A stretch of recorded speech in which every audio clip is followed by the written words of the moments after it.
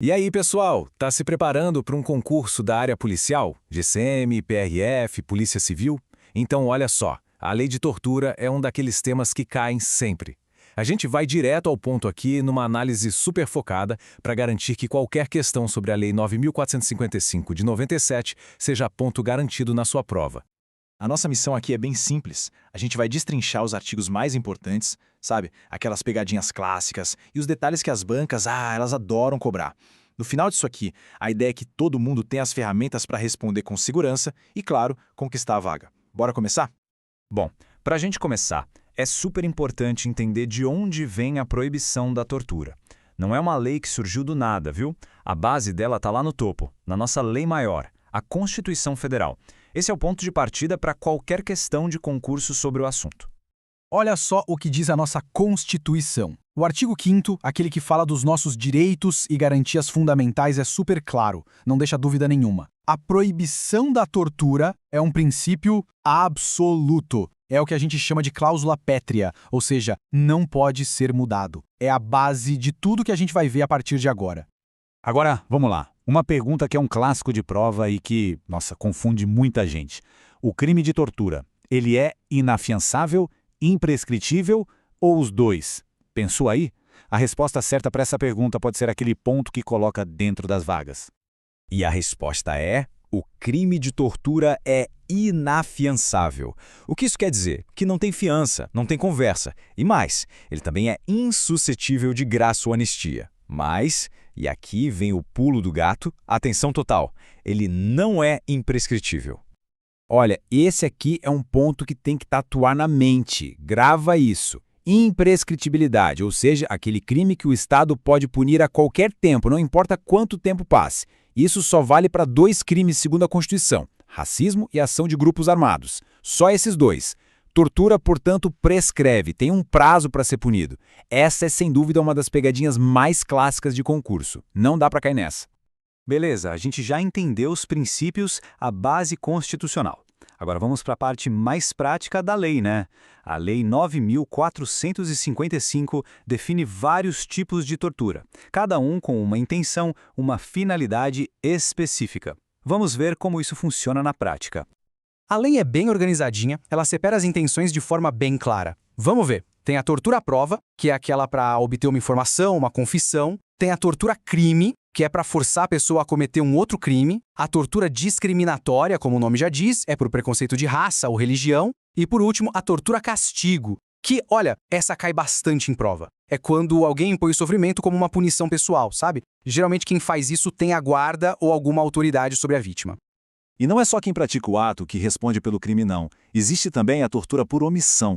E isso aqui é fundamental para quem quer ser agente público. Funciona assim: se uma autoridade tem o dever legal de evitar ou apurar um ato de tortura e ela simplesmente se omite, não faz nada, ela também comete um crime. Apenas de detenção, e a responsabilidade aqui é total. Não tem para onde correr. Certo, já vimos o que é tortura, já vimos os tipos, mas e aí? Quais são as consequências para quem comete um crime desse? Pode ter certeza que a lei não alivia, especialmente quando o criminoso é um agente público.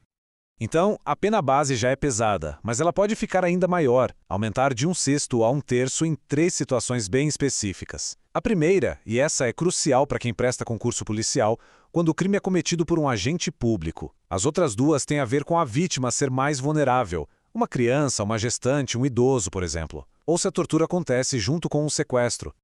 E pro agente público, a coisa não para no aumento da pena, não. A lei é bem direta, taxativa. A condenação por tortura leva à perda automática do cargo. Presta atenção nessa palavra, automática. Não é uma possibilidade, não depende da vontade do juiz. Condenou, perdeu o cargo. É um efeito direto e obrigatório. E como se não bastasse perder o cargo, tem mais um efeito que é, assim, devastador para a carreira.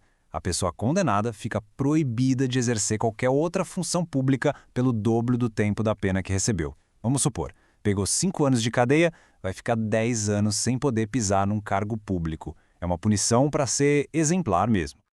Bom, com toda essa teoria na cabeça, chegou a hora da verdade, né? Vamos testar o conhecimento com uma questão que caiu de verdade num concurso. É assim que as bancas cobram esse assunto na hora da prova. Vamos dar uma olhada. A questão fala de um agente policial que submete alguém que está sob a guarda dele a um sofrimento intenso como forma de castigo. Isso a gente já viu, é a tortura-castigo. Com base em tudo que a gente conversou, qual das opções está certa? A, B, C ou D? Pensa com calma aí. E a resposta correta é letra C, exatamente o que a gente acabou de falar.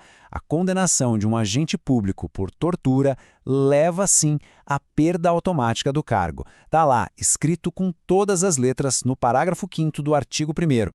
Mas tão importante quanto saber a certa é saber por que as outras estão erradas. Isso ajuda a fixar o conteúdo. Vamos lá. A A está errada porque a omissão também é crime, lembra? A B erradíssima porque tortura não tem anistia. E a D erra no número, na fração do aumento da pena. Não é de 1/3 até metade, é de 1/6 a 1/3. Viu só? Os detalhes são tudo na hora da prova. Para a gente fechar com chave de ouro, vamos fazer aquele resumão final, os pontos mais importantes que precisam estar na ponta da língua para gabaritar. Então, para memorizar de vez, tortura é inafiançável, mas prescreve. O sofrimento pode ser tanto físico quanto mental. Se o crime é cometido por agente público, a pena aumenta e ele perde o cargo automaticamente. E, por fim, a omissão de quem tinha o dever de agir também é crime. Anotado?